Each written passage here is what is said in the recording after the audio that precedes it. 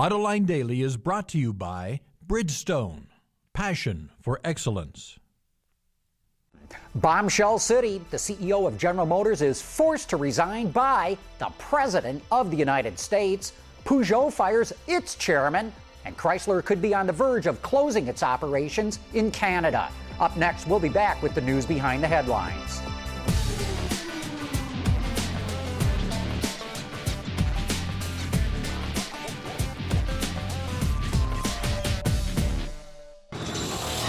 This is Autoline Daily for Monday, March 30th, 2009, and now the news. Well, no doubt you've all heard by now that Rick Wagoner is the ex-chairman and CEO of GM. He was asked to step down by the White House. Fritz Henderson, who was COO, now steps into the CEO position. Kent Kressa, who has been on the board of directors since 2003, now becomes interim chairman. I'd say look for most of the board to get sacked and replaced with fresh blood. What's going on? Here's my read. President Obama says he is going to support the domestic auto industry, even though a strong majority of the American people are dead set against giving more money to the industry. Republicans are against it, and so are many Democrats. So the president needs political cover, and firing Rick Wagoner makes the president look decisive and in control. That makes it easier to support the industry, and that will also make it easier for the administration to force the United Auto Workers Union to agree to more concessions. And then there's Chrysler. The administration is giving Chrysler 30 days to finalize a merger with Fiat and get rid of almost all of its debt. If Chrysler fails to do that, the government will not give it any more money and will force it to go straight into liquidation. Meanwhile, Chrysler says it's still far from reaching an agreement to cut $20 an hour from its labor costs with the Canadian Auto Workers Union. Tomorrow is the deadline to reach an agreement with the CAW, and if it fails to do so, Chrysler says it is pulling all of its manufacturing operations out of Canada. You know, Rick Wagoner isn't the only auto executive who lost his job this weekend. Peugeot's chairman Christian Streiff was ousted by the board. According to the AFP, the board replaces Streiff with Philippe Varane, who will take over on June 1. Streiff had been at his position for 2 years, but the company lost $450 million last year and announced it will lay off 11,000 employees as well. And in other French auto industry news, Renault announced it will receive 400 million euros from the European Investment Bank. The money is part of a 3 billion euro package the EIB approved for the automotive industry. Well, finally, some fun stuff. After a decade of trying, Englishman Richard Jenkins has smashed the world land speed record for wind-powered vehicles. The BBC reports that his wild-looking carbon fiber car, called the Greenbird, was clocked at a top speed of 126.1 miles an hour on a dry plain in Nevada. It easily beat the previous record of 116 miles an hour that stood since 1999. Jenkins spent 10 years designing the Greenbird, which looks more like an airplane than a car. It's the 5th wind-powered vehicle that he's built.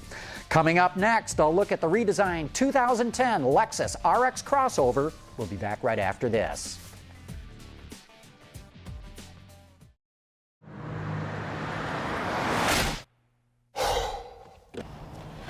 Changing tires out here could be dangerous, but with these tires, I don't need to worry. Bridgestone.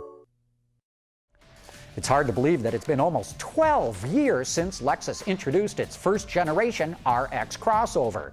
The roomy car-based utility was one of the earliest to hit the market when it came out in 1998. It was an immediate hit too, helping grow Lexus sales by 60%. Today, the RX is the brand's best-selling product, a title the company expects the redesigned 2010 model to maintain.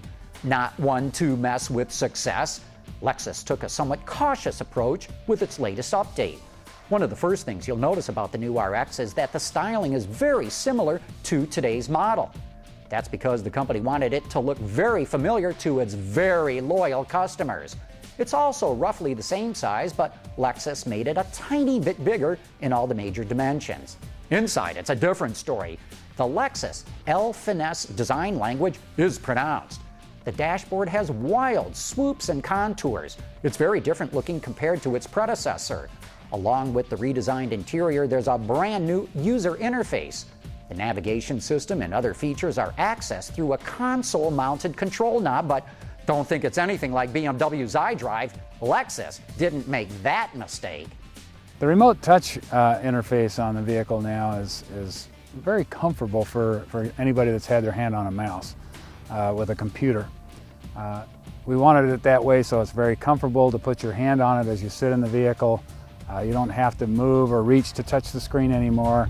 You can now control the cursor on the screen just by using this mouse device, the remote touch device.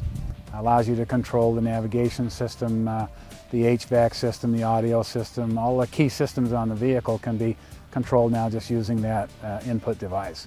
Everyone that's tried it seems to get used to it in 2 or 3 minutes. They're very comfortable with it. The remote touch interface works just like a computer mouse and even offers haptic feedback to help you navigate through menus. It gives the control knob subtle resistance as you move the mouse cursor over items on the screen. It almost feels like the pointer dips into a little valley or something. It's very slick and easy to use. Tomorrow we'll take a peek at some of the nuts and bolts mechanical aspects of the 2010 Lexus RX, and we'll look at some more of its most innovative features that you won't want to miss. And that's it for today's top news in the global automotive industry, but don't forget to join us again this Thursday evening for another live broadcast of Autoline After Hours. Jason Vines and Peter DeLorenzo will be back talking about the bombshell that just hit GM. Thanks again for watching. We'll see you tomorrow.